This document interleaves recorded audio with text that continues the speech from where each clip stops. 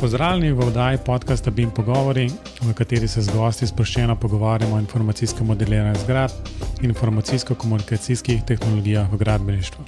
Z vami sva Robert in Matjaž. Pozdravljam, Robi. Pozdravljam, Matjaž. No, v bistvu veselje mi je, da lahko pozdravljam Mateja Matko iz podjetja CGS Plus. Pozdravljam, Mateja. Živijo, fanta. Mateja je bila gostja že v 25. oddaji, tako da je v bistvu, če kdo ni poslušal tiste oddaje, ne gre kar hitro še tisto downloadat in poslušati, ampak za vse ostale, ki pa komaj čakajo, da zvajo nekaj več o Mateji, Mateja mogoče enih par besed o sebi. Ja, zdaj kdo je že poslušal verjeten pogovor z vama oziroma z mano, že nekaj sicer o tem ve, prav bistvenih sprememb od takrat res ni. Sicer pa, kakor si omenil, že vrsto let delam na CGS in se na različnih projektih ukvarjam z BIM. Sem pa sicer na splošno tudi oseba, ki jo IT zanima tudi privatno, tako da grem tudi na dopust obvezno z računalnikom.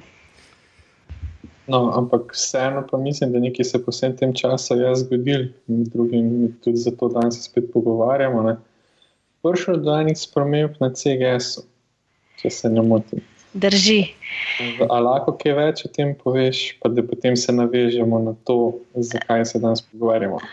Tako, naše podjetje je šlo, bom rekla, na dva dela, oziroma sta se ustvarili dve podjetji, oziroma eno ostaja CGS Plus in drugi oddelki so se, bom rekla, na svojo ustvarili podjetje CGS Labs.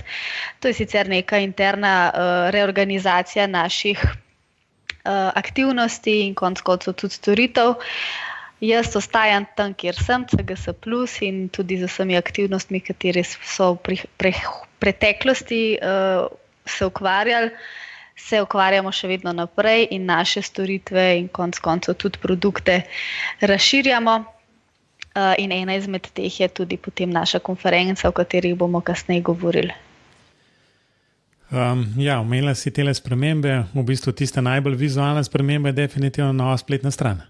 Tako, ključna sprememba je naša nova spletna stran cgsplus.si, na katero vabim vse poslušalce, da se jo ogledajo.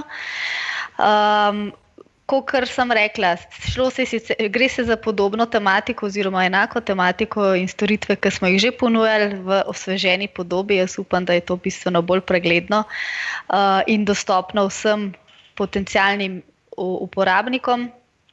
Naše storitve še vedno so, se pravi, velik del Autodesk in pa ostale hardverske storitve, kot tudi vse mogoče izobraževanje in podpora na področju informatike.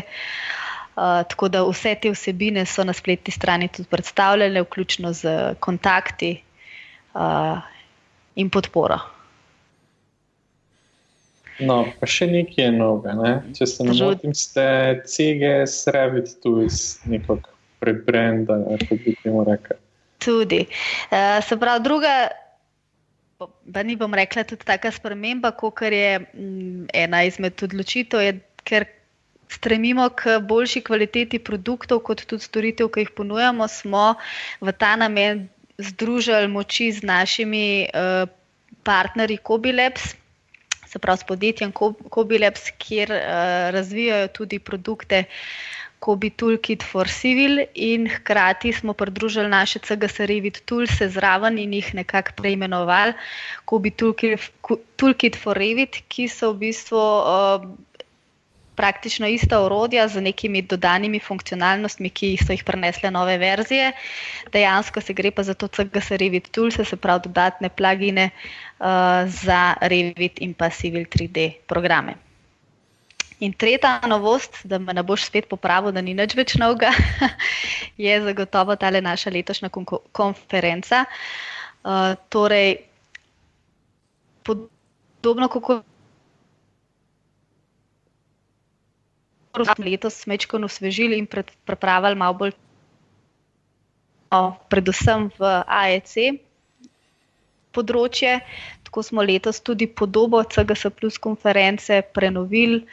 Prenovili smo oziroma na novo smo izbrali tudi lokacijo. in pa na splošno tematiko pripravili za IEC sektor. Ja, to je bil zdaj ta šprint začeten. Šprint. Ja, zdaj si vse razložila. Vprosti me težko dej. Ne, se v bistvu sem hotel navezati na to, kar je Mateja rekla, v bistvu tole konferenco, v bistvu to je bil, moram reči, da je vsaj z moje strani glavni povod, da zakaj sem se hotel z Mateja spet malo pogovarjati, ker pač o tej razdružitvi CGS plusa na 2 dela in tako naprej smo nekaj že enkrat govorili, ampak vseeno je dobro tudi z druge strani slišati te stvari. Ampak res, ta konferenca, če se ne motim, je konec septembra napovedana v Kristalni palači v Ljubljani. Tako da lokacija vsekakor je recimo upgrade tistemu, kar je bilo na razstavišču do zdaj. Lahko mogoče tej konferenci tako za začetek poveš, komu je predvsem namenjena, kaj so tisti bistveni poudarki za vse tiste, ki se morda še odločajo. Ne vem, če kdo sploh tak še obstaja, sicer ne, da če se odločajo še, ne, ali priti ali ne priti na konferenco. Ja, zdaj s to konferenco začenjamo nek nov niz strokovnih srečanj, kjer bomo predstavljali pač sodobne računalniške informacijske rešitve na področju arhitekture in gradbeništva, podobno to, kakor smo tudi že v preteklih letih delali, s tem, da bomo pač letos s temi zanimivimi gosti iz Slovenije kot tudi iz tujine govorili o najnovejših BIM tehnologijah, procesih načrtovanja in vzdrževanja hkrati objektov. In na ta dogodek pač posebej vabimo arhitekte in projektante visokih gradenj, ker mislim, da je tudi tematika pretežno usmerjena na njih. Ni pa zdaj to, bom rekla, čisto izključno, ker nekatera predavanja vključujejo tudi neko infrastrukturno tematiko kot neko čisto tretjo, kakor so mogoče VR, ki se vključuje tudi v arhitekturo in nasplošno v ves gradbeni sektor, pa še kakšna mogoče zanimiva priložnost za osebna srečanja in pa neke diskusije, ki sledijo bodisi v odmorih, kot tudi med samimi predavanji. Zdaj, kar se tiče lokacije, se strinjam s tabo. Jaz mislim, da je to upgrade in to je bil tudi naš cilj. Smo pa zaradi lokacije potem tudi majčkeno bolj omejeni glede na število udeležencev, tako da za udeleženci smo letos bolj omejeni kot na samem razstavišču, ampak ne dvomim, da bo za vse željne novosti tukaj tudi prostor. In ker je pač neka brezplačna prijava vseeno obvezna, bi vse poslušalce tle prosila, da se na dogodek tudi prijavijo, tako da jih mi lahko, bom rekla, tudi planiramo prihod in organiziramo ostale potrebno. A je mogoče kaj reči, kdo kaj bo prisoten? Jaz sem videl vsaj eno predavanje, ki mi izredno zanima. Ja.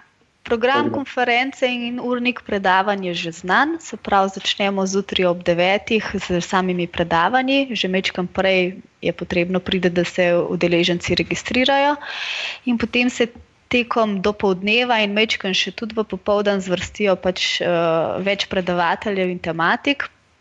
Ves urnik je tudi objavljen na naši spletni strani, tako da si podrobno vsebino posamičnih predavanj lahko tudi preberete. V bistvu jaz sem tukaj, skratka, gledam ravno ta seznam. V bistvu pa sem zasledil, da je ob 11 in nek Project Fractal Generative Design in IEC. Pa me v bistvu čisto slučajno, nisem imel tega vprašanja niti pripravljenega, v bistvu zanima, ker si arhitektka, v bistvu kako je s tem dizajnom sploh v bistvu, ne? Ker zdi se mi tudi v Arhikedu nekako to poudarja. Mislim, da je tudi Revit gre v neko tako smer. Kako je s tem? Ja, zdaj poleg predavanj, ki jih imamo, s katerim skušamo pokriti neko aktualno tematiko ali problematiko ali kakorkoli bi temu BIM-u že rekli, se pač vsako leto trudimo predstaviti tudi neke produkte, ki mogoče sledijo ali pa so zanimive zagotovo tudi v prihodnosti. V tujini pa konec koncev je tudi že trenutno aktualne in en izmed teh je tale Project Fractal. ki je v bistvu spletna aplikacija, trenutno še ne vsem niti na voljo. Se pravi, gre se za aplikacijo, kjer neke modele, ki smo jih pripravili v Dynamo Studio, naredimo čim bolj učinkovite s tem, da to dinamiko, ki je definirana v Dynamo, spreminjamo. Se pravi, definiramo neke omejitve, cilje tega dizajna, se pravi, nek model, ki ga hočemo imeti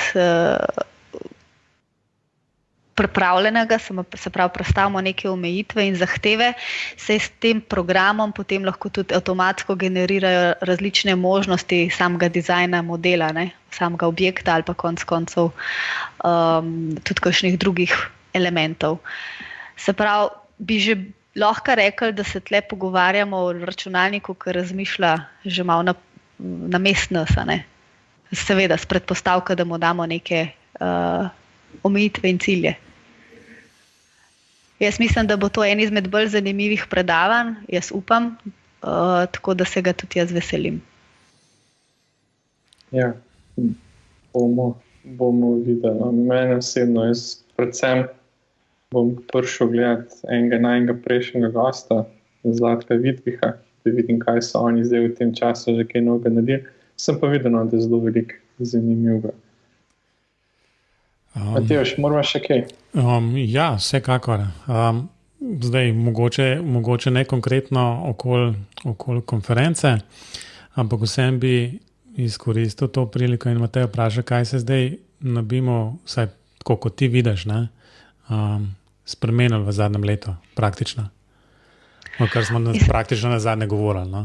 V samem BIM-u po moje nekaj dosti, kar v uporabnikih. Ja. Jaz mislim, da pač v Sloveniji se je to tudi že lansko leto precej začelo dogajati, ampak tudi letos, kar bi jaz najbolj poudarila, da je bila sprememba, da opažam nek naraslo povpraševanje strani MEP uporabnikov in pa naprej izvajalcev. Tako da tle se mi zdi, da v preteklih letih se o tem praktično nismo pogovarjali, razen v teoriji, in tako da mislim, da gremo tle v dobro smer. Mogoče ravno kot istočnica tej, ki si omenila izvajalce, morda pol tudi vzdrževalce oziroma pač neke zdaj me je iz glave šlo, ne? Upravljalci? Ja, upravljalci, no. Teh stavb v bistvu, ali je kakšna podpora direktna, oziroma se pričakuje, da neki izvajalec dejansko ima Revit in to zna uporabljati, ali v bistvu na kaj drugega ciljate, oziroma pač je neka druga podpora za takšne ljudi? Zagotovo ideja vseh udeleženih v tem projektu je, da bi se nekako vključevali oziroma izkoriščali BIM v svojih potencialih. Realnost verjetno še ni čisto optimalna, ne? Ampak zagotovo pa želja ali pa filozofija tega je, se pravi, da bi tudi vzdrževalci izkoriščali BIM, se pravi sam model, in ga uporabljali za svoje potrebe. Konec koncev kot tudi izvajalci. Pa vi na vaši strani že kaj čutite to, recimo, da se povpraševanje iz strani teh sfer povečuje, ali se tudi v zadnjem letu še ni nič kaj spremenilo? Mi dva smo sicer slišali od najnih gostov, da neka želja je pa to, no, ampak me zanima, če ste tudi vi že kaj, se lahko oceniš, no? Moja ocena je, da ja, pri strani izvajalcev, ravno en izmed sogovornikov tudi na naši konferenci bo Danilo Marnal iz podjetja CGP, ki bo govoril tudi njihov vidik, kako se vključujejo v ta proces ali pa kako se želijo vključevati konec koncev. Je pa tle situacija taka, da je dejansko prišla neka želja in pa konec koncev povpraševanje strani projektantov tudi naprej na izvajalce. Jaz osebno najmanj kontakt ali pa najmanj želj imam strani vzdrževalcev. Se pravi, to, da ponudimo oziroma da znamo predstaviti prednosti vzdrževalcem, se mi zdi ključen izmed aktivnosti naprej. Ja, zanimivo. Mislim, da kaj, Robi, smo obdelali konferenco, najbrž, ne? Smo obdelali, dokler ne slišimo gosta, pa bomo potem. Ja, na vsak način, ampak gosti, kot rečeno, Matej jih že malo predstavlja, v bistvu zdijo se super. Lahko se mi dva malo pohvala, da je večina teh bilo na podcastu, ne? Ampak dobro, se malo hecam. Mogoče so pa podcast spremljali, pa se jim na to povabi.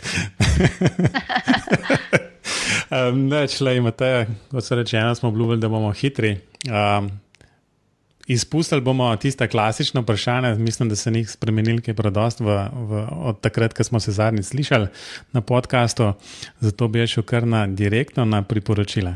Nekaj jih pričakujemo, ne? Kaj je s tvoje strani lahko, recimo za poslušalce, kaj si pripravlja? Ne? Če povzamem naš pogovor, kar na kratko, se pravi, vljudno vabljeni k ogledu naše nove spletne strani in storitev in programov, ki jih ponujamo. Obenem vas vljudno vabim na CGS Plus konferenco, ki bo 28.9. v Kristalni palači. In pa povabila bi k raziskovanju nove vsebine Kobi Labs produktov, pomeni Kobi Toolkit for Revit in Kobi Toolkit for Civil 3D. Tako da to so zaenkrat moja priporočila. Upam, da se vidimo na konferenci.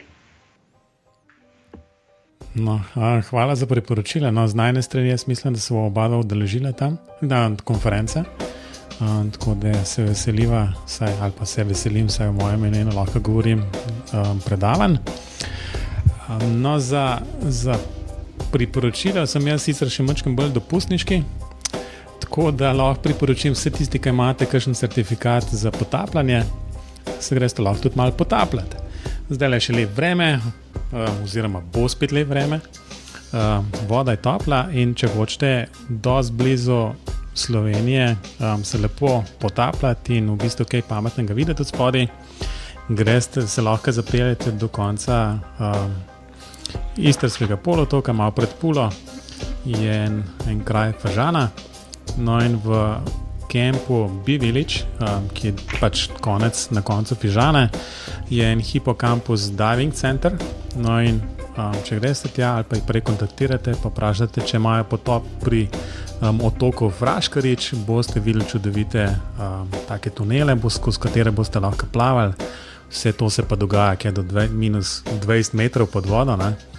Tako da lahko tudi tisti, ki imajo osnoven certifikat za potapljanje, to doživijo. Toliko z moje strani. Smo pri koncu, Mateja. Morda samo še kje te poslušalci lahko kontaktirajo? Kontaktirajo me lahko preko maila, ki ga najdejo tudi na naši spletni strani, ali pa preko LinkedIna, Twitterja, ali pa se oglasijo kar pri nas na podjetju, na kakšni kavici, pa predebatiramo še kakšno zanimivo tematiko. No, če ne drugače, te bojo pa na konferenci za rokav pocukali. Robi? Mene lahko poslušalci še vedno dobijo. Najboljš bo na roberta@klinc.net, da ne bom vedno poudaril, da me tudi Google najde. No, tudi jaz sem še zmeraj na matejždolenc.com. BIM pogovori pa tako kot vedno na spletu, Facebooku, Twitterju in na YouTubeu. Tako da mislim, da smo s tem danes zaključili. Smo malo krajši kot sicer, ampak upam, da smo bili zelo aktualni. Mateja in Robi, adija. Adija. Ja.